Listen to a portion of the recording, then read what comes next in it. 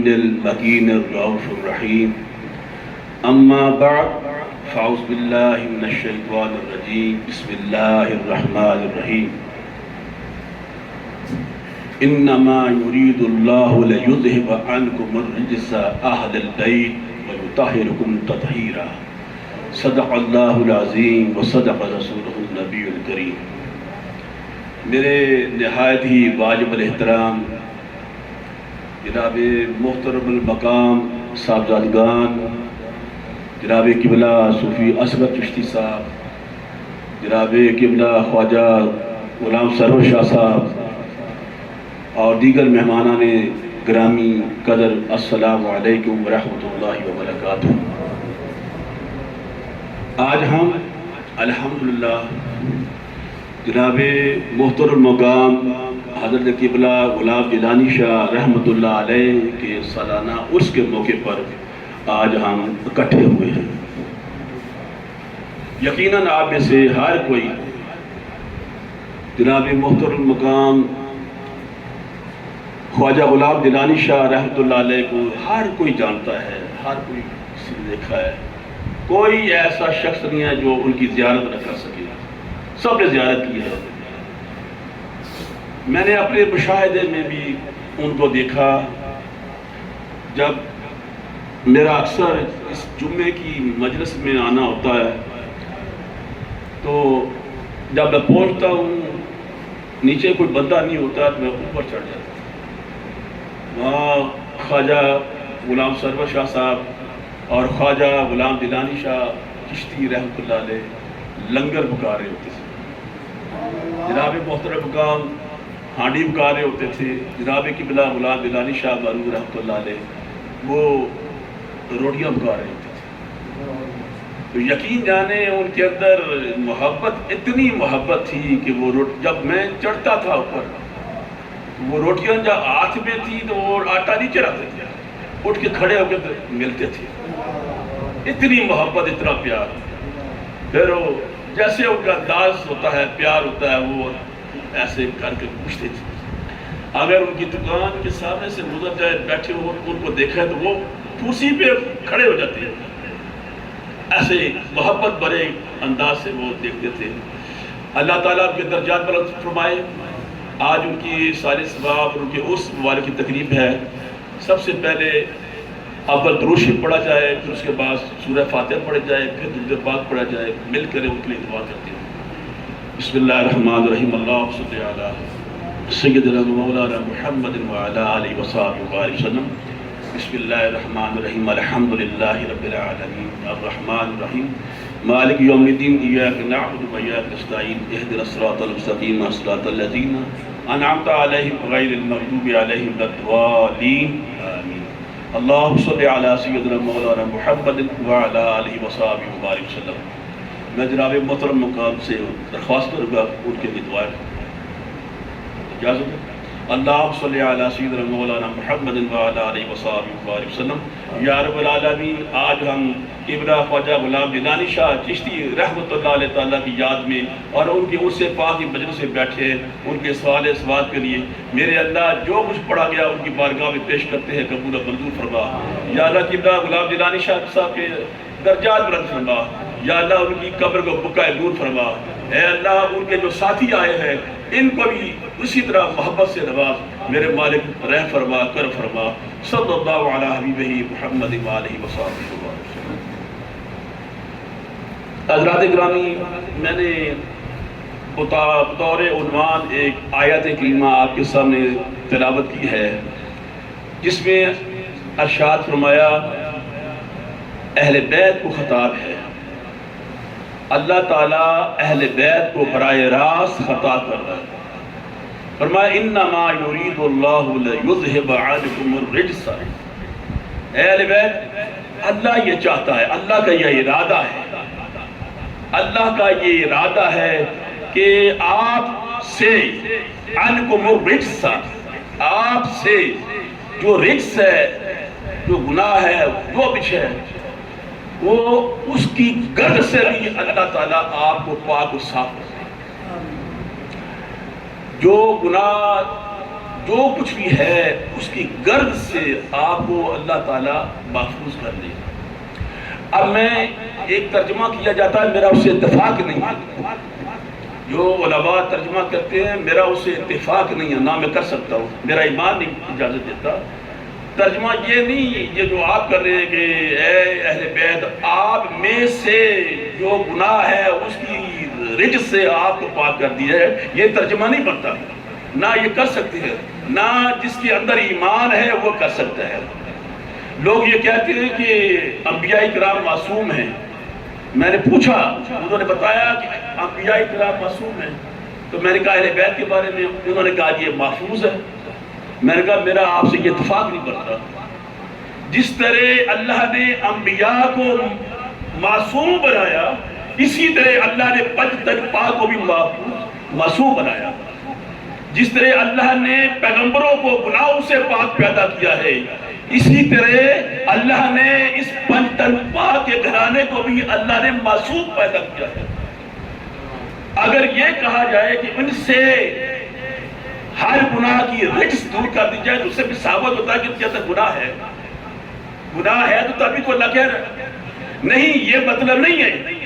اللہ کا یہ ارادہ ہے، اہل بیت اللہ کا یہ ارادہ ہے. جو باہر یہ گناہ ہوتے ہیں نا، گناہ ہو رہے، جو ان کی گرد اٹھتی ہے وہ آپ کے قدموں پر پڑے نا، تو میرا یہ ارادہ ہے وہ گرد بھی آپ کے قدموں پر نہ پڑے. یہ مطلب ہے اس کا. یہ مطلب نہیں ہے کہ نعوذ باللہ استغفار اہل بیت کو گناہ کرتے ہیں. اللہ تعالیٰ نے اہل بیت کو گناہوں سے پاک پیدا کیا، طہارت سے.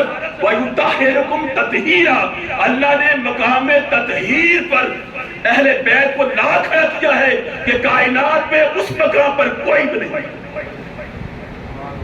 مقام تطہیر وہ تطہیر ہے، وہ مقام ہے جہاں کوئی بھی نہیں. اللہ نے اہل بیت کو مقام تطہیر کا لقب عطا کر دیا ہے. مقام تطہیر اس کو کہتے ہیں کہ ہر گناہ، ہر عیب جو دور دور نظر آتا ہے وہ بھی آپ کے قدموں کی گرد نہ بن جائے. یہ مطلب ہے. اللہ تعالیٰ ہمیں سمجھنے کی توفیق عطا فرمائے. علماء نے امت کو عجیب چکروں میں ڈال دیا ہے. اور یہ یاد رکھیں کہ اہل بیت کے بارے میں ہمیشہ علماء نے غلط رویہ رکھا ہے اور صوفیہ نے ٹھیک رویہ رکھا ہے. دو رویے ہیں. صوفیہ کے رویے اہل بیت کے بارے میں من و ان سچ اور حق ہے، اور علماء کے رویے غلط ہے، سراسر غلط. وہ اہل بیت کو بھی عام لوگوں کی طرح پرکھتے ہیں، ہم عام لوگوں کی طرح پرکھ نہیں سکتے. اہل بیت، پیر نصیر شاہ رحمۃ اللہ علیہ نے فرمایا تھا کہ اہل بیت جو ہوتے ہیں وہ گھر والے ہوتے ہیں. گھر کے اندر جو ہوتے ہیں وہ گھر والے ہوتے ہیں، اور صحابہ کرام جو ہیں وہ در والے ہوتے ہیں. جو گھر والوں کو پتہ ہوتا ہے وہ در والوں کو نہیں پتہ ہوتا. جو مقام گھر والوں کا ہے وہ در والوں کا نہیں ہو سکتا. تو یاد رکھیے کہ اللہ نے حضور کی اہل بیت کو وہ مقام عطا کیا ہے کہ کسی کو بھی نہیں وہ مقام ملا نہ مل سکتا ہے. حضور کی اہل بیت ہے، اور حضور کی اہل بیت کے ساتھ محبت عین اسلام اور عین ایمان ہے. آپ کسی صحابی سے اختلاف کریں تو کر سکتے ہیں، کوئی گناہ نہیں ہے، مگر اہل بیت کے ساتھ اختلاف نہیں کر سکتے. صحابہ کے آپس میں اختلاف ہوتے رہتے ہیں، آپس میں ان کے جھگڑے ہوتے تھے، کتابوں میں لکھا ہے، موجود ہے. مگر اہل بیت کے ساتھ کوئی جھگڑا نہیں ہے. اگر کوئی اہل بیت کے ساتھ جھگڑتا ہے وہ ایمان سے فارغ ہو جاتا ہے. اور اہل بیت کی نسل جو ہے، نسل کی بات کرتے ہو، یہ تو اہل بیت کا مقام ہے نا. یہ آپ اندازہ کریں کہ مولا علی شیر خدا علیہ السلام کے گھر کا دروازہ بھی مسجد کی طرف کھلتا ہے. ابو بکر صدیق کا بھی دروازہ مسجد کی طرف کھلتا ہے. تمام یہ مسجد ہے اور ساتھ گھر ہیں، ان سب کے دروازے مسجد کی طرف کھلتے ہیں. اور جب غسل واجب ہوتا تھا تو ہر ایک کو مسجد سے گزر کے جانا پڑتا تھا. تو حضور علیہ السلام نے فرمایا صحابیو آپ سارے دروازے بند کر دو، کوئی بھی حالت جنابت میں مسجد سے نہیں گزر سکتا سوائے علی کا، اور میرا دروازہ کھلا رہنے دو. علی کا دروازہ کھلا رہنے دو، میرا دروازہ کھلا رہنے دو، سارے دروازے بند کر دو. کیوں؟ علی بھی مقام تطہیر پر واقع ہے، میں بھی مقام تطہیر پر ہوں. ہماری ہر شے پاک ہے، ہر چیز پاک ہے، ہمارا من و عقل پاک ہے. اس لیے میرے اور علی کے دروازے کھول دیے جائیں. یہ مقام ہے حضرت مولا علی شیر خدا کا. جب علی کا یہ مقام ہے تو بی بی فاطمہ زہرا علیہ السلام کا کیا مقام ہے، امام حسن علیہ السلام کا کیا مقام ہے، حسین علیہ السلام کا کیا مقام ہے. اس لیے آپ دیکھیں اس میں بڑا ذہن میں بڑی کوفت آتی ہے جب ہم علیہ السلام کہتے ہیں. ملا اٹھ کھڑا ہوتا ہے، جی آپ علیہ السلام کیوں کہتے ہیں؟ میں نے کہا کیوں؟ یعنی یہ ترتیب ہے پیغمبروں کے لیے علیہ السلام ہے، صحابہ کے لیے رضی اللہ تعالیٰ عنہ ہے، اور اولیاء اللہ کے لیے رحمت اللہ علیہ.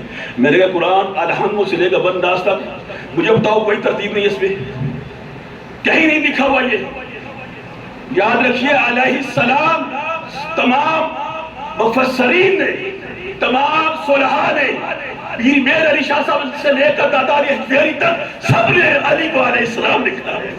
جب وہ لکھ سکتے ہیں تو ہماری کیا جا رہے ہم کیوں نہ لکھیں؟ اور کہتے ہیں صحابہ کے لیے رضی اللہ. میں نے کہا وہ تو جائز ہے نا. صحابہ پہلے کافر تھے، مشرک تھے اور مسلمان نہیں تھے. کلمہ پڑھ کر مسلمان ہوئے تو رب ان سے راضی ہوا، اللہ ان سے راضی ہوا. یہ تو پیدائشی مسلمان ہیں. انہوں نے کلمہ پڑھ کر مسلمان نہیں ہے. یہ آدم علیہ السلام کی لڑی سے آ رہے ہیں، ابراہیم علیہ السلام کے آل اولاد ہیں. یہ پہلے بھی مسلمان تھے، آپ بھی ہیں اور قیامت تک رہیں گے. ان سے کیا رضی اللہ تعالیٰ عنہ دینا دینا؟ اللہ تو سے پہلے بھی راضی ہے. اس لیے حضرات میں آپ سے گزارش کروں گا کہ اہل بیت کے بارے میں کلیئرٹی ہونی چاہیے. میرا ایمان ہے کہ سب سے پہلے قیامت والے روز تو یہی سے بٹوارا ہو جائے گا. جنہوں نے اہل بیت سے محبت کیا، عقیدہ کیا، محبت کیا، ان کو اللہ تعالیٰ کے لے آئے گا، مقامات سے نوازے گا. اور جنہوں نے ان سے نفرت کی ہے، ان سے بغاوت کی ہے، پیچھے جائے گا. علی سے محبت، حضور نے فرمایا علی تجھ سے محبت مومن کے سوا کر کوئی نہیں سکتا، اور تجھ سے نفرت منافق کے بغیر کر کوئی نہیں سکتا. اہل بیت کے ساتھ محبت کرنا ایمان کی نشانی ہے، اور اہل بیت سے بغض رکھنا منافقت کی نشانی ہے. اس لیے مقام تطہیر کو نہ بھولیے. میں چونکہ ضمنی باتیں تھی آپ کو بتانا ضروری تھی کہ اہل بیت کے بارے میں انسان کی مومن کی کلیئرٹی ہونی چاہیے. تمام اولیاء کرام یاد رکھیے، ہمارا کوئی سلسلہ کہیں جا کے نہیں ملتا. تمام سلاسل بل کے جا کے مولا علی کے قدموں میں جا کے ختم ہو جاتے ہیں. تمام سلاسل کے اندر فیض علی کا ہے. جس سلسلے کے اندر فیض علی کا نہیں وہ سلسلہ چل نہیں جاتا. آج اگر یہ خواجہ پیر ثقلین چشتی دامن برکات والیہ کا یہ سلسلہ جہاں تک پہنچا ہے تو اس کے پیچھے پیر کبیر سید ہمدانی کا فیض ہے، اس کے پیچھے سادات کا فیض ہے. وہ فیض آج ادھر سے اٹھا ہے، چھجا شریف تک آیا، چھجا شریف سے آگے ادھر آیا. چھجا شریف والوں نے اس فیض کی قدر نہیں کی، جس طرح بقیہ والوں نے حضور علیہ السلام کی قدر نہیں کی. تو پھر وہ آپ مدینے میں آئے تو پھر انصار نے ان کی قدر کی تو اللہ نے انصار کو مقامات دیے. چھجے والوں نے حضرت صاحب غلام ربانی کی قدر نہیں کی، قبلہ عالم حضرت خواجہ فضل شاہ رحمۃ اللہ نے قدر نہیں کی، تو ان کی آل اولاد ہجرت کر کے ادھر آ گئی. اب دوستوں یاد رکھنا، آپ یہ ہجرت کر کے یہاں آئے وہ اللہ کے دین کا کام کر رہے ہیں، اللہ کے دین کا کام کر رہے ہیں. آپ وہ دعوت دیتے ہیں، مجلس منعقد کرتے ہیں، لنگر دیتے ہیں، اور اللہ کا ذکر ہوتا ہے، حضور کی نعت خوانی ہوتی ہے. اب آپ آئے ہیں، انصار ہیں، یہ مہاجر ہیں. جب آپ نے ان کو رسیو کیا، سنبھالا، آپ ان انصار پہ شامل ہیں. تو یہ معمولی کام نہیں ہے دوستو، یاد رکھیے. اب میں تھوڑی سی بات بتاتا ہوں. سادات کی پاکیزگی اور طہارت، وہ تو بڑے تھے نا.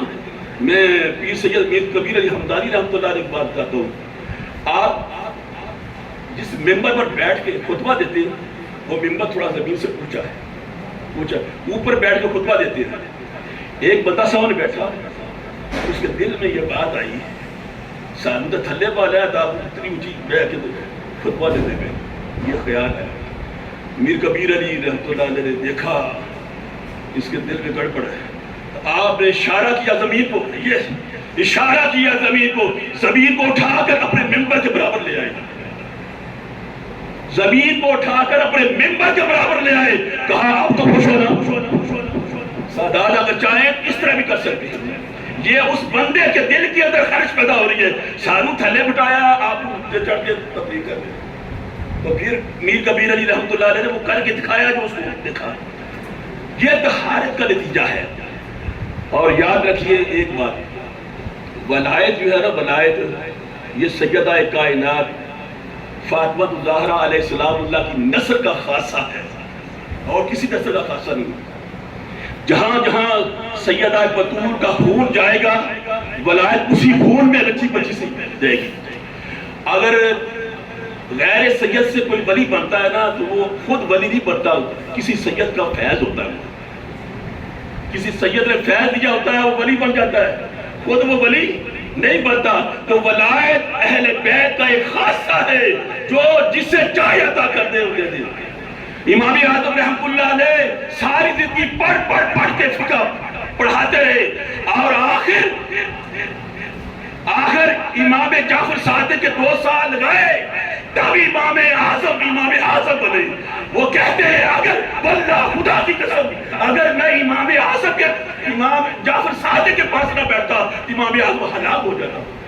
یہ فیض سادات تھا کہ امام اعظم رحمۃ اللہ علیہ فیض سادات کی وجہ سے امام اعظم بن گئے، اس لیے وہ عاشق اہل بیت تھے، اور ان کو مروایا اسی لیے گیا کہ وہ اہل بیت کی قدر زیادہ کرتے تھے۔ ان کو مروانے کے لیے کیا طریقہ تھا؟ پہلے کہا گیا اس کو چیف جسٹس بناؤ۔ امام اعظم کو پتا تھا میں چیف جسٹس بن کر خلیفہ اپنی مرضی سے فیصلے جیسے آج کل کرواتے نہیں مرضی سے، رات کے 12 بجے عدالت کھلوا کے فیصلہ اپنا کروا لیا، وہ ایسے کرواتے تھے۔ امام اعظم نے کہا میں جسٹس نہیں بنوں گا۔ پھر اس کے بعد امام اعظم رحمۃ اللہ علیہ کو جیل میں بند کر دیا گیا، اس لیے کہ ہر شخص کے بارے میں سامنے اہل بیت کی عظمت کا بیان وہ کرتے تھے، مولا علی کی شان وہ بیان کرتے تھے، اہل بیت کی شان وہ بیان کرتے تھے۔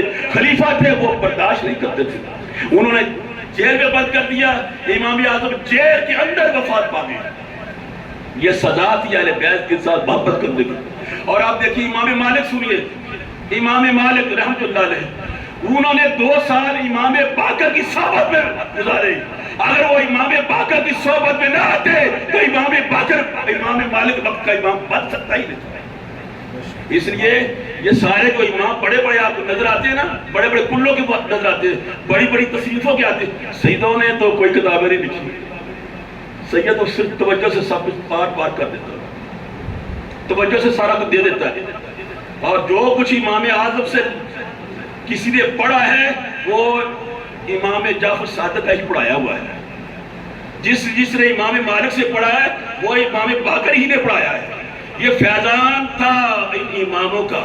اب دوسری چیز ہے کہ میں سمجھانے لگا ہوں کہ لوگ اکثر کہتے ہیں کہ یہ 12 امام یہ شیعوں کے امام ہیں، ہمارے اہل سنت کے امام نہیں ہیں۔ یاد رکھو میری بات، 12 امام، امام علی علیہ السلام، امام حسن علیہ السلام، امام حسین علیہ السلام، امام زین العابدین علیہ السلام، امام جعفر صادق علیہ السلام، امام زین العابدین علیہ السلام، امام تقی علیہ السلام، امام نقی علیہ السلام، امام موسیٰ کاظم، امام موسیٰ کاظم، امام موسیٰ رضا، اور امام حسن عسکری، اور 12ویں امام جو امام مہدی نے آنا ہے۔ یہ 12 امام پورے عالم اسلام کے امام ہیں، یہ کسی مکتب فکر کے امام نہیں ہے، کسی مکتب فکر کے امام نہیں ہے، یہ سارے عالم اسلام کے امام ہیں۔ ہر کوئی انہیں مانے گا تو ہر کوئی پائے گا، جو انہیں پائے گا، جو انہیں مانے گا وہ اپنا حصہ پائے گا۔ اگر یہ 12 امام 11 امام نہیں مانتے نا تو 12ویں امام کو کیوں مانتے؟ وہ آنے والے 12ویں امام کو کیوں مانا جاتا ہے؟ امام مہدی علیہ السلام نے آنا ہے، عیسیٰ علیہ السلام نے آنا ہے، اس کو کیوں مانا جاتا ہے اگر 11 کو نہیں ماننا؟ اور دوسری بات میں آپ کو بتاؤں، جو ہم یاری شریف ختم کراتے ہیں، یہ کیوں کراتے ہیں؟ علماء نے یہاں لکھا ہے اور میرا ذہن اس کو تسلیم کرتا ہے۔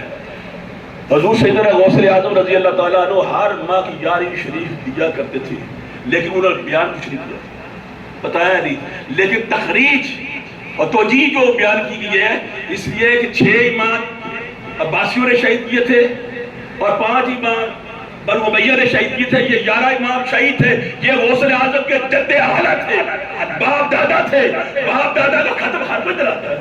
تو کہتے ہیں حضور سیدنا غوث اعظم ہر ماہ کی 11 کو لنگر پکا کر ان کے سارے ثواب میں تقسیم کرتے تھے، اس لیے وہ 11ویں شریف چلتی آ رہی ہے۔ اور جنہوں نے دل سے محبت سے 11ویں شریف کا احترام کیا ہے، اللہ نے ان کو نوازا بھی ہے۔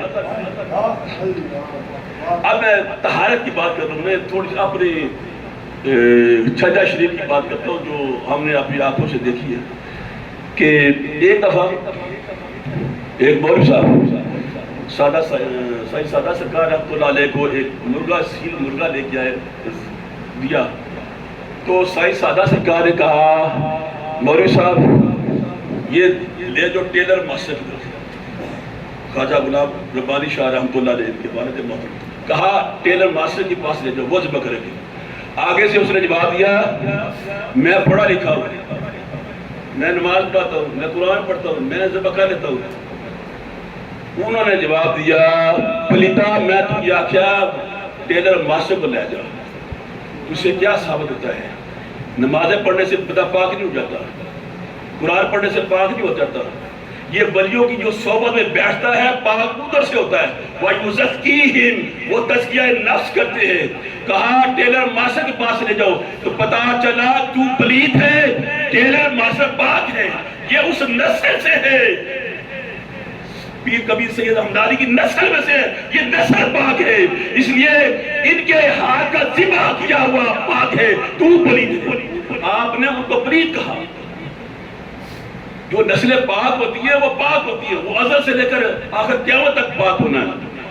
مجھے ڈاکٹر خواجہ ثقلین شاہ چشتی دامت برکاتہ علیہ نے یہ واقعہ بتایا، میں ابھی چھوٹا سا تو گھر کے قریب ایک گھر ہے،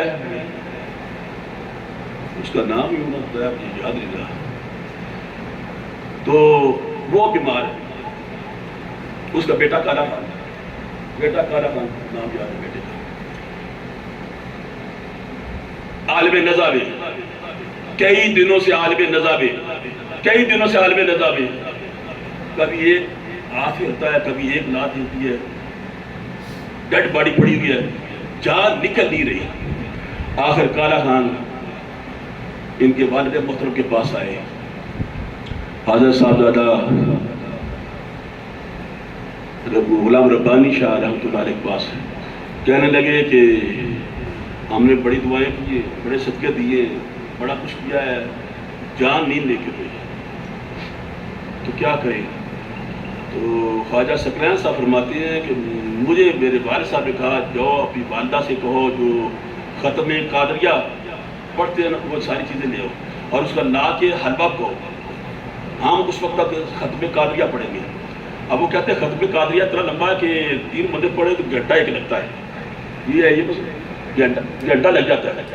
وہ حلوہ پک رہا ہے، ہم نے ختم قادریہ کا وہ پڑھنا شروع کیا ہے، تو میرے والد محترم رحمۃ اللہ علیہ نے یوں ہی ہاتھ اٹھائے، ابھی منہ میں نہیں مرد خبر آ گئی ہے، جان نکل گئی۔ جب تک ان ہستیوں کے گھر وہ آئے نہ تھے، مانا نہ تھا، جان نہیں نکل رہی تھی۔ جب انہوں نے درخواست کی ان سے تو انہوں نے ہاتھ اٹھایا تو جان نکل گئی۔ میرے دوستو یہ سادات کا خون ہے، میر کبیر علی رحمۃ اللہ علیہ تعالیٰ کی بیٹی کا خون ہے، بیٹی کی نسل ہے، یہ سادات کا اس قدر خون ہے۔ جب یہ دل سے دعا کرتے ہیں تو اللہ قبول کر لیتا ہے۔ یاد رکھیے سادات کی دعا لگ نہیں، اللہ قبول کرتا ہے۔ اللہ کی سب سے پیاری خوبصورت محبت کرنے والی جو مخلوق ہے ساری مخلوق میں سے سادات ہے، جو اس کی نبی کی اولاد ہے۔ اللہ تعالی ہمیں صبر عطا فرمائے اور ایسی باتیں سیکھنے کی توفیق عطا فرمائے۔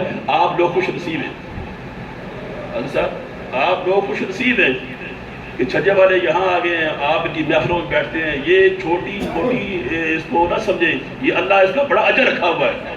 آپ وقت نکال کے ادھر آتے ہیں، اس مجلس میں شامل ہوتے ہیں، ان سے محبت کرتے ہیں، یہ محبت والے لوگ ہیں، یہ محبت والی نسل ہے۔ جتنی ان سے محبت کرو گے اللہ آپ کو اللہ will be not deprive you anything، اللہ آپ کو کسی بات پہ محروم نہیں رکھے گا۔ ان سے محبت کرو، ان سے پیار کرو، ان کے پاس بیٹھو، یہ آپ کے لیے دعائیں کریں گے، اللہ آپ کو اجر عظیم عطا فرمائے گا۔ اللہ پاک ہمیں استقامت عطا فرمائے۔ وما علینا الا البلاغ المبین۔